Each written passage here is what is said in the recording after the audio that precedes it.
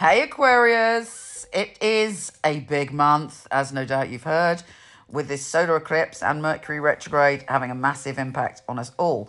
Now you have to literally understand that you may not have all the facts until the end of the month, and no matter how tempting it is to make a decision or jump to a conclusion, do not do it. You've got to allow yourself just to wait and see. And also, I mean, that might be difficult because there's all sorts of things coming up for you, all sorts of information coming your way, and all sorts of things you want to communicate. But it is best to keep your powder dry and just wait. Now, remember that Chiron, the wounded healer, is also involved in this eclipse. So any issues to do with communication, for instance, the communication style of potentially your parents in the past, your communication style now. We build our communication style, and all of us over the years may end up being a little bit self-protective. Some people do that by people pleasing. Some people will do that by being defensive. You know, the cosmos is saying, what is your communication style, and how have you protected yourself in the way that you communicate? How can you free yourself and liberate yourself to find your true, authentic voice? This month is going to show you, but not until the end of the month. So no matter how tempting it is, please heed my words. Don't do anything extreme or make any massive decisions unless you really, really have to, because you do not have the full information. And it may be that you feel all sorts of things in the moment, or you hear some information in the moment, you interpret it one way and hair off in the wrong direction. So, you know, and especially don't sign any contracts. If you can avoid it, allow yourself just to wait, because when you do get all the information, it is going to be powerful. And let me tell you this, there are so many positive North Node stuff coming up before and after this eclipse.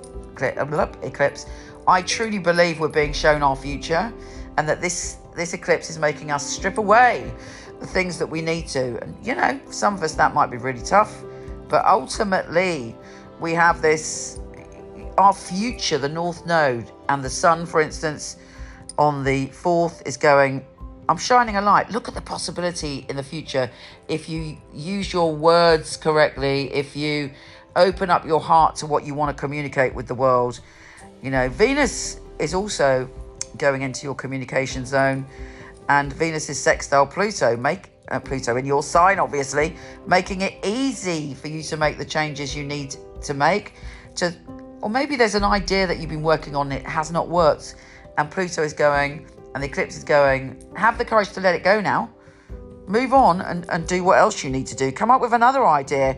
Time to go forward. But again, no decisions until the end of the month. You got this though. You really, really do. You're ready to make changes. You're ready for your voice to be heard. And on the 18th, for instance, Venus, the planet of love and abundance, and the North Node, your future, are joining forces to give you a big old hug and to show you that you are worth it and that you can get things done and that you're going in the right direction. Now, another massive thing happening this month is the Jupiter and Uranus conjunction. And for you, there could be a very big positive shift when it comes to your home and family, and an opportunity. Maybe it's the opportunity to move. Maybe it's the opportunity to resolve something. But it's like, whoo, really, really intense and joyful.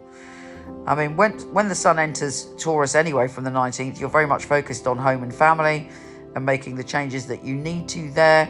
If there's someone problematic in your family, it may be that you come to a decision about how to communicate with them, or in fact, maybe no longer communicate with them. But again, wait until Mercury goes direct before you fully speak your truth. That's on the 25th of April. After that, things get a lot clearer.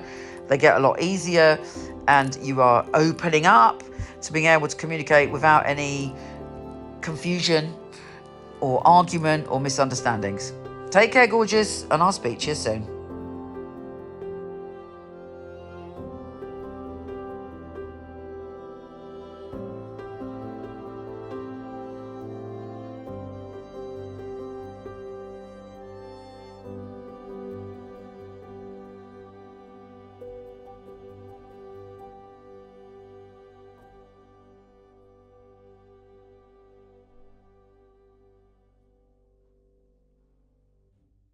So here is the deck. I love the box. Got some of the tarot heroes on the front that are in my deck, which I'll tell you about later. It is flip top. How fabulous is that? I love that.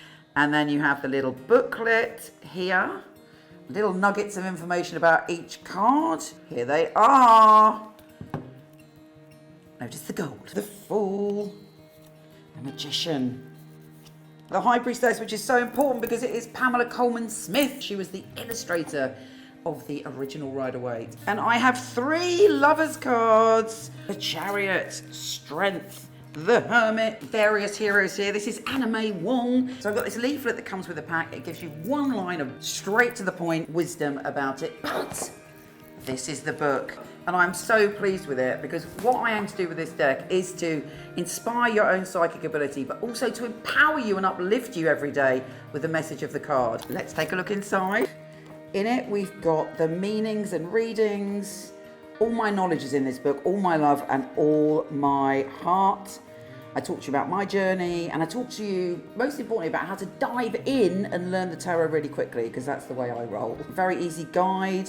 I talk to you about reversals and how to empower yourself and feel the love of the tarot. And then there's a little space where you can do your readings.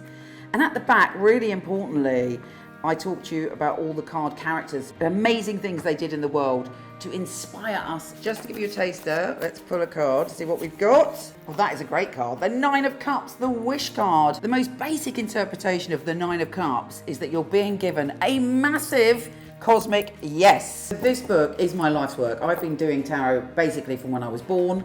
It's been a lifelong passion, and you're always learning when it comes to tarot, and I've tried to put everything I know and all the magic and how you can learn quickly. You can get them from Amazon, Barnes and Noble, and potentially order them from your local bookshop and support your local bookshop. These carry my heart and my soul, and I thank you for being on this journey. You inspired me to do it because I wanted to have an inclusive deck. So I thank you for being my inspiration.